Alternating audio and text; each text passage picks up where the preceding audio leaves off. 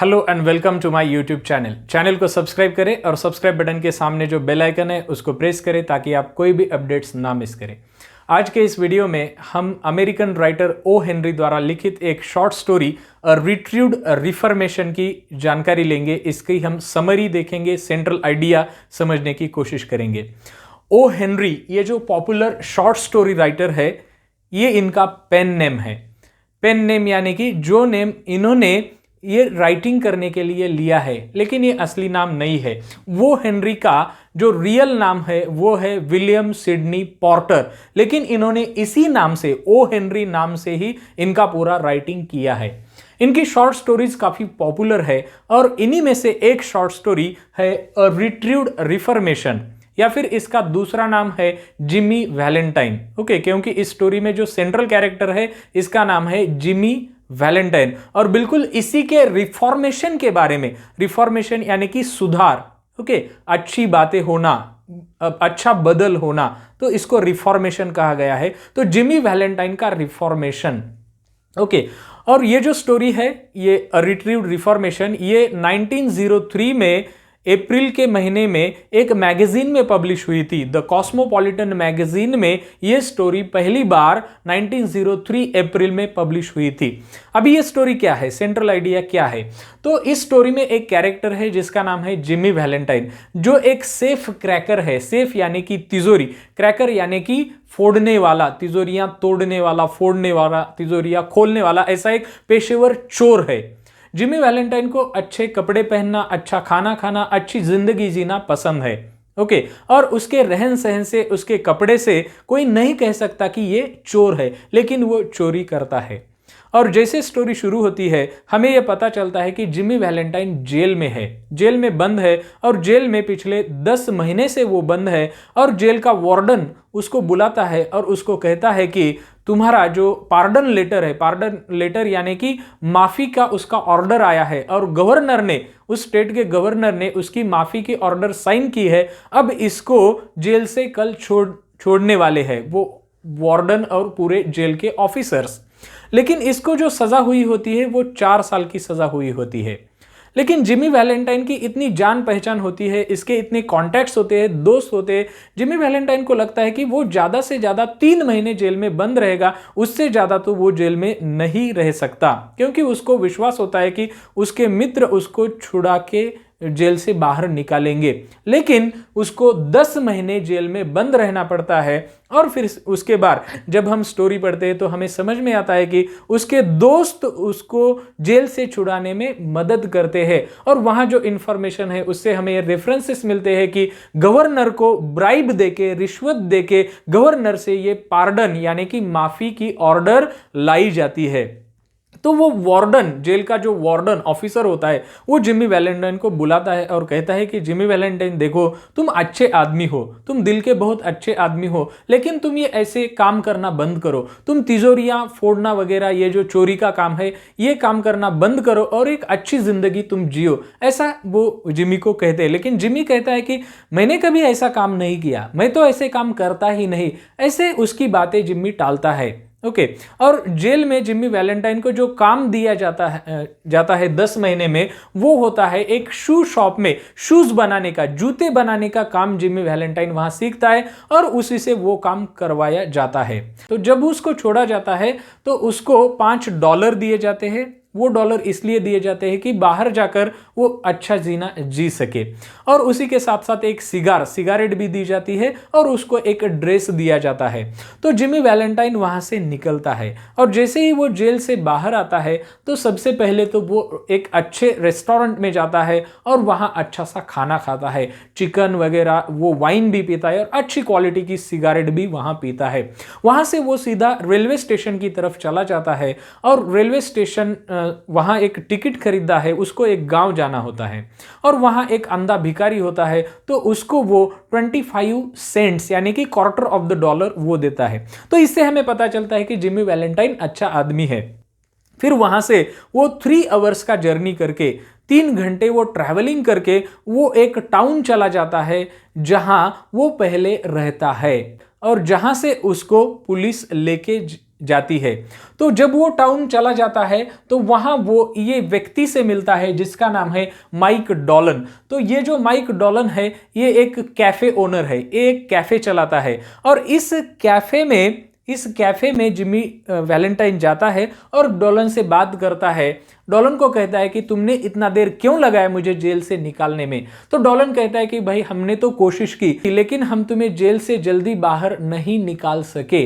अब वो जिमी कहता है कि मेरी रूम की चाबी दो, क्योंकि उसके ही होटल में एक रूम लेके जिमी वैलेंटाइन वहां रहता था।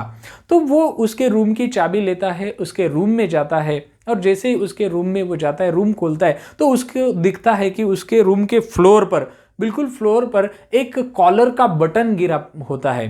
तो वो उसको याद आता है कि जैसे ही वो डिटेक्टिव बेन प्राइस और दूसरा एक ऑफिसर उसको पकड़ने के लिए वहां आते हैं तो उनके साथ उसकी हाथापाई होती है। तब बेन प्राइस एक डिटेक्टिव है, बेन प्राइस के कॉलर का बटन वहां से नीचे गिरता है। तो जिमी वैलेंटाइन वहां जाता है, उसका जो बेड होता है उस पर थोड़ा लेट जाता है और वहां उसकी एक सूटकेस होती है, वो सूटकेस निकालता है। अब उस सूटकेस में उसके चोरी करने के टूल्स, औजार यानी कि हथियार होते हैं, जिसका प्रयोग करके वो बड़ी सी बड़ी तिजोरियां भी फोड़ने में माहिर होता है। तो वो सब हथियार वो देखता है और उसको बड़ा गर्व महसूस होता है कि मेरे पास इतने अच्छे हथियार है, ऐसे हथियार किसी के भी पास नहीं है। और उसका वो जो पूरा सेट होता है टूल्स का, वो उसने खुद ही बनाया होता है और उसके लिए उसको लगभग $900 खर्चा आता है। तो वो सूटकेस लेता है और वहां से नीचे उतरता है और वहां से वो निकलता है। अब जैसे ही वो वहां से निकलता है तो हमें तो पता चलता है, जैसे ही उसने वो सूटकेस ले लिया हमें यह पता चलता है कि वो आगे जाकर क्या करने वाला है। तो वो आगे जाकर उसका जो पुराना काम है यानी कि चोरी करने का, वो वही काम करने वाला है, ये हमें पता चलता है। तो जैसे ही वो वहां से निकलता है तो उसके बिल्कुल 3 हफ्ते में, उसके बाद 3 हफ्ते में 3 जगह पर चोरी होती है और तीनों भी जगह में तिजोरियां फोड़ी जाती है। तो वो जो 3 जगह होती है, एक होती है रिचमंड जो कि इंडियाना स्टेट में है, दूसरी जो है वो लोगनस्पोर्ट होती है जगह, सिटी जहां चोरी होती है, और तीसरी जेफरसन सिटी में। और इन तीनों भी जगह में जो चोरी होती है इसकी जो मोडस ऑपरेंडी यानी कि काम करने का सिस्टम होता है वो बिल्कुल सेम होता है। और इस जो चोरियां होती है इस केस पर काम करने वाला ऑफिसर होता है बेन प्राइस जो कि डिटेक्टिव होता है। वो वहां जाकर देखता है और जैसे ही वो देखता है ये तिजोरियां कैसे खोली गई है तो उसको ये बिल्कुल मालूम होता है कि ये काम किसका है। उसको वही पता चलता है कि ये काम जिमी वैलेंटाइन के सिवाय कोई दूसरा नहीं कर सकता। तो ये पक्का होता है, ये श्योर होता है बेन प्राइस कि ये काम जिमी वैलेंटाइन ने ही किया है। तो वो ये डिसाइड करता है कि अब वो जिमी वैलेंटाइन को पकड़ के रहेगा। लेकिन जिमी वैलेंटाइन जैसे ही वो तीनों जगह पर चोरियां करता है वहां से वो निकलता है और वहां से वो एक दूसरे टाउन चला जाता है, एक दूसरे स्टेट में। वो जो स्टेट है उसका नाम है अरकानसास। इस स्टेट में एक एल्मोर नाम का टाउन है, एक गांव है, एक छोटा सा गांव है, वहां जिमी वैलेंटाइन चला जाता है। और जैसे ही उस टाउन में चला जाता है और उतरता है और एक रास्ते पर जाता है तो रोड पर उसको एक बैंक दिखता है जिसका नाम है एल्मोर बैंक। और बिल्कुल उसी बैंक में जाते समय वो एक लड़की को देखता है, एक नौजवान खूबसूरत लड़की होती है, उसको वो देखता है और वो क्यूरियस होता है कि ये लड़की कौन है। लेकिन जैसे ही उस लड़की को वो देखता है, वो लड़की भी उसकी तरफ देखती है, तो फिर बिल्कुल उसी समय उसको, जिमी को उस लड़की से प्यार हो जाता है। तो आप कह सकते हो कि पहली नजर में उसको प्यार हो जाता है और वो आउट ऑफ क्यूरियोसिटी अब उसको पता करना होता है कि वो लड़की कौन है। तो बाहर एक लड़का बैठा है, उसको कहता है कि उसको पूरी वो मालूमात करता है कि ये लड़की कौन है। तो उसको पता चलता है कि इस लड़की का नाम है मिस एनाबेल एडम्स और ये जो लड़की है ये किसकी बेटी है, ये जो एल्मोर बैंक है, एल्मोर बैंक के जो ओनर है मिस्टर एडम्स, इसकी बेटी है मिस एनाबेल एडम्स। तो जिमी को ये बात पता चलती है तो वहां एक होटल में जाता है जिमी वैलेंटाइन, जिस होटल का नाम है प्लांटर्स होटल, और उस होटल में एक रूम बुक करता है। लेकिन वहां रजिस्टर में वो उसका नाम राल्फ डी स्पेंसर ऐसा मेंशन करता है। अब वो जिमी वैलेंटाइन नहीं रहा, अब वो राल्फ डी स्पेंसर के नाम से वहां रहता है। वो जो होटल में आदमी होता है मैनेजर, उसके साथ वो बात करता है और उसको कहता है कि वो एक बिजनेस शुरू करना चाहता है। जिम्मी इस शहर में एक बिजनेस शुरू करना चाहता है और क्या लगता है उस मैनेजर की कौन सा बिजनेस शुरू किया जाए। तो मैनेजर तो कुछ उसको बताता है कि ये बिजनेस शुरू किया जाए, वो बिजनेस शुरू किया जाए, लेकिन जिम्मी कहता है कि अगर कैसा रहेगा वो शू बिजनेस यानी कि जूतों का बिजनेस शुरू करे, एक शू स्टोर इस सिटी में वो निकाले, इस टाउन में निकाले तो कैसा रहेगा। तो मैनेजर कहता है कि ठीक है, ये तो बिजनेस अच्छा चलेगा। तो फिर ये यहां हमें राइटर बताते हैं कि ये जो जिम्मी वैलेंटाइन है ये एक फिनिक्स पंछी की तरह उभर के आता है, क्योंकि ये जो पहले होता है जिम्मी वैलेंटाइन, अब ये राल्फ डी स्पेंसर कैसे बनता है, तो वो जिम्मी वैलेंटाइन की जो ऐश होती है तो उस ऐश से फिनिक्स पंछी की तरह राल्फ डी स्पेंसर बनता है। तो अब ये पहले का जिम्मी वैलेंटाइन नहीं रहा। पहले का यानी कि पहले वो चोर था, अब वो चोर नहीं है, क्योंकि जैसे ही उसको प्यार हो जाता है एनाबेल एडम्स से तो बिल्कुल उसी समय वो निश्चित करता है कि अब वो जो पुराना काम है, जो कि चोरी करने का काम है, वो छोड़ देगा और वो एक अच्छी जिंदगी जिएगा, ऐसा ये डिसाइड करता है। और बिल्कुल इसीलिए उसको एक अच्छा काम होना चाहिए होता है और वो नेक काम करने की सोचता है, वो होता है एक शू स्टोर खोलना, शू बिजनेस करना। तो ऐसे ही समय बीतता है, 1 साल का समय बीतता है और 1 साल में जिम्मी वैलेंटाइन का, अभी राल्फ डी स्पेंसर का जो शू बिजनेस है वो बहुत अच्छा चलता है, अच्छी कमाई उससे करता है और उसके अच्छे संबंध भी होते हैं उस टाउन में, सभी लोगों से उसका जो कांटेक्ट है वो होता है, सभी लोग राल्फ डी स्पेंसर को, जिम्मी को अच्छा कहते हैं। और उसकी मुलाकात मिस्टर एडम्स से भी होती है जो कि एल्मोर बैंक के ओनर है, और मिस्टर एडम्स की जो फैमिली है, खास करके उनकी जो बेटी है मिस एनाबेल एडम्स, इससे भी जिम्मी की मुलाकात होती है। और जैसा जिम्मी चाहता है कि वो एनाबेल से प्यार करता है तो वो भी फिर एनाबेल उससे प्यार करने लगती है। अब जिम्मी को तो जो चाहिए था वो तो मिल गया, जिम्मी एनाबेल एडम्स से प्यार करने लगा, वो भी इससे प्यार करने लगी। अभी 1 साल का समय बीतता है, फिर अभी क्या हो जाता है, ओके, इनकी एंगेजमेंट हो जाती है। Jimmy and Annabelle were engaged. अभी 2 हफ्ते के बाद वो शादी करने वाले हैं और बिल्कुल 2 हफ्ते के बाद शादी करने वाले हैं। उससे पहले एक घटना घटती है और वो क्या होती है, जिम्मी एक लेटर लिखता है, खत लिखता है। किसको लिखता है? उसका एक पुराना मित्र है जिसका नाम है बिली। तो बिली को वो खत लिखता है और कहता है कि मेरे पास एक अच्छा टूल है, टूल यानी कि टूल किट, ओके, एक मेरे पास सूटकेस है जिसमें बहुत सारे टूल्स है, औजार है, जिससे तुम अच्छे से अच्छी भी तिजोरी खोल सकते हो। अब मुझे तो इसकी जरूरत नहीं है क्योंकि मैं एक अच्छा काम कर रहा हूं, मैं एक नेक काम कर रहा हूं, कुछ ही दिनों में मैं शादी करने जा रहा हूं, एक लड़की है जिससे मैं प्यार करता हूं। वो पूरी बातें लेटर में लिखता है और कहता है कि वो एक अच्छा आदमी बन गया है, अब वो किसी के पैसों को हाथ नहीं लगाना चाहता और वो अच्छी तरह से जिंदगी जीना चाहता है। तो अब उसको उस सेट की, यानी कि सेट ऑफ बर्गलर्स टूल्स, उसके पास ये जो सेट है, जो हथियार है, तो इसको उसके पास रखने की कुछ जरूरत नहीं, तो किसी को तो वो दे देगा। तो वो बिली को कहता है कि अगले दिन तुम क्या करो, सलीवंस प्लेस करके एक प्लेस है जो कि लिटिल रॉक सिटी में है, तो वहां आने के लिए बिली को कहता है। वो लेटर लिखता है, भेजता है। बिल्कुल इसी समय बेन प्राइस जो होता है, बेन प्राइस एल्मोर आया होता है और बेन प्राइस जिमी को ढूंढते ढूंढते एल्मोर आया होता है और उस शहर में, उस गांव में वो रहता है, एक होटल में एक रूम लेके बेन प्राइस रहता है। अभी वो पूरी नज़र रखता है कि ये जो जिमी है ये कहाँ जाता है, क्या करता है। तो उसको, बेन को पता चलता है कि जिमी ने एक अलग ही नाम धारण किया है, राल्फ डी स्पेंसर, और वो पूरा जानकारी लेता है कि वो एनाबेल से प्यार करता है, उससे शादी करना चाहता है, उसने शू बिजनेस शुरू किया है, सभी जानकारी बेन प्राइस लेता है।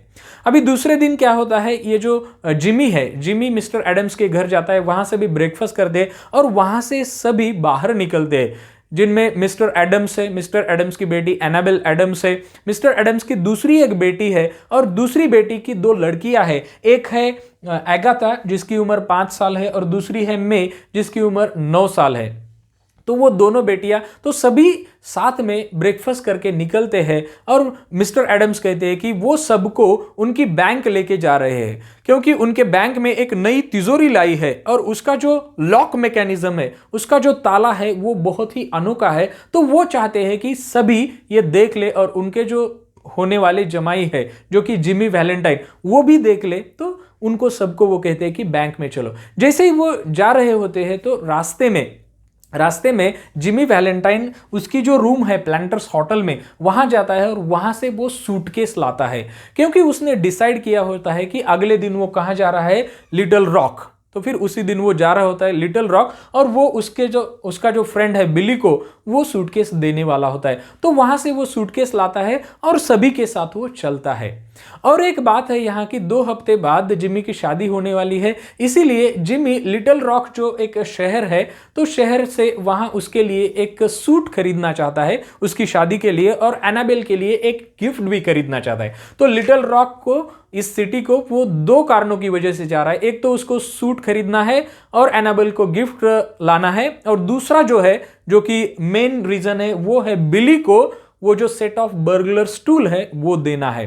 तो बैंक में जाते हैं, जिमी के हाथ में वो सूटकेस है, फिर उनके साथ एनाबेल की एक सिस्टर बहन, उस बहन की 2 छोटी बेटियां, एक 9 साल की, एक 5 साल की, और मिस्टर एडम्स, ये सभी बैंक में जाते हैं।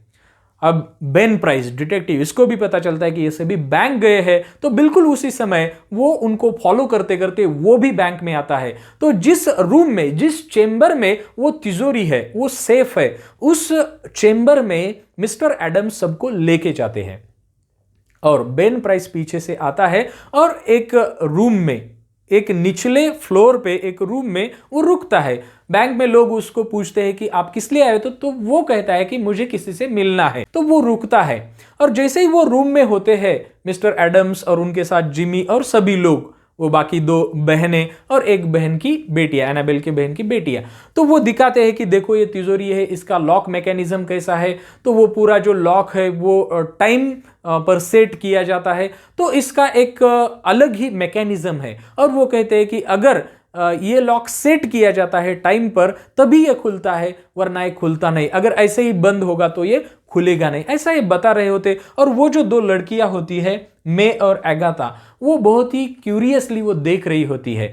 तो फिर सभी ये बात कर रहे होते हैं, और फिर कैसी तो आवाज आती है, और फिर बेन प्राइस सुनता है और थोड़ा ऊपर आके जरा झांक के देखता है दूर से ही कि क्या हो रहा है। तो क्या हुआ होता है वहां, तो ये जो बड़ी बेटी है मे, इसने वो देखा होता है कि कैसे लॉक उन्होंने खोला, और उसको बहुत ही क्यूरियस होती है वो। तो अगाथा को वो खेलते खेलते वो बंद कर देती है उस तिजोरी में। अब अगाथा उस तिजोरी में बंद है, इस मे ने उसको वो खेलते खेलते वो बंद किया है। और फिर वो अगाथा जोर से चिल्लाने लगती है, और उसको कुछ पता नहीं चलता क्या हो रहा है। और इसकी जो इन दोनों की मदर है, माँ है, ये भी जोर से चिल्लाती है, ये रोती है। और फिर सभी पैनिक हो जाते हैं, मिस्टर एडम्स, एनाबेल, सभी पैनिक हो जाते हैं। और उनको प्रश्न अभी पड़ता है कि कैसे इस अगाथा को उस सेफ से, तिजोरी से बाहर निकाला जाए, क्योंकि उन्होंने तो वो ताला सेट भी नहीं किया था, वो तो ऐसे ही बंद हुआ है। तो वो कहते हैं कि अब तो इसको निकालना इम्पॉसिबल है। तो अगाथा की माँ रोती है, कहती है कि वो डर के मारे मर जाएगी, वहां तो ऑक्सीजन भी उसको नहीं मिलती होगी, ऐसी वो रोती है। अब एनाबेल को ऐसा लगता है कि वो इससे कहती है, जिम्मी से कहती है कि तुम ही कुछ करो, क्योंकि वो जिससे प्यार करती है तो उसको लगता है कि शायद ये कुछ कर पाए।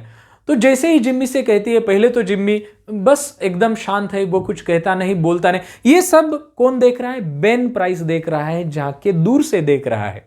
तो फिर थोड़ी देर बाद उसको लगता है कि कुछ करना चाहिए, जिम्मी को लगता है। और जिम्मी के हाथ में वो सूटकेस होती है, सबको वो बाजू हटने को कहता है। उससे पहले वो एनाबेल से एक गुलाब का फूल जो एनाबेल के ड्रेस पर है वो लेता है, उसके कोट को लगाता है जिम्मी, उसका कोट निकाल के रखता है, और जो उसका सूटकेस है वो टेबल पर रखता है, सबको कहता है कि तुम बाजू हट जाओ।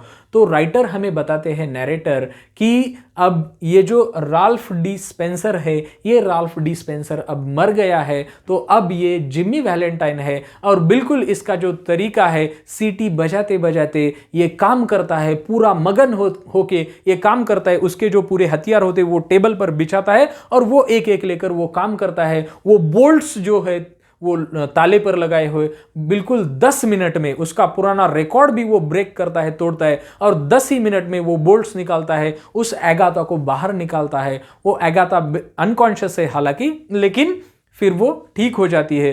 तो वो अगाथा को बाहर निकालता है और उसके तुरंत बाद वो वहां से निकलता है। जैसे ही वो दरवाजे में जाता है तो उसको एक फैमिलियर सी आवाज राल्फ करके सुनाई देती है। वो आवाज किसकी होती है? एनाबेल की होती है। लेकिन वो पीछे मुड़ता नहीं, दरवाजे में ही बेन खड़ा है और जैसे ही बेन को देखता है तो राल्फ डी स्पेंसर, अभी जिमी वैलेंटाइन, तो कहता है कि बेन आखिर तुमने मुझे ढूंढ ही लिया, अब मुझे कुछ फर्क नहीं पड़ता, चलो मुझे लेकर चलो, ओके चलो मुझे जेल लेकर चलो, ऐसा वो कहता है।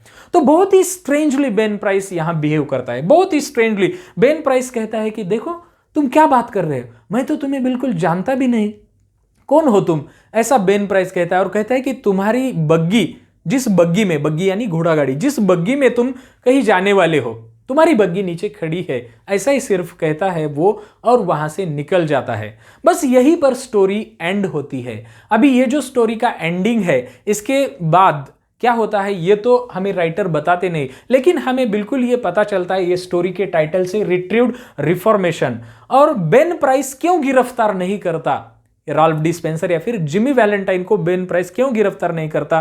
क्योंकि बेन प्राइस को पता चलता है कि यह पूरी तरह से बदल गया है। क्योंकि जिस वक्त वो ये सोचता है कि वो अगाथा को बाहर निकाले, उसी वक्त उसको मालूम होता है कि अगर वो उसकी सूटकेस खोलता है और वहां से औजार निकाल के वो तिजोरी खोलता है तो उसकी असलियत सबको पता चलेगी और वो एनाबेल को खो देगा, एनाबेल उसको नहीं मिलेगी, ये उसको पता होता है। फिर भी वो तिजोरी खोलता है और अगाथा को बचाता है।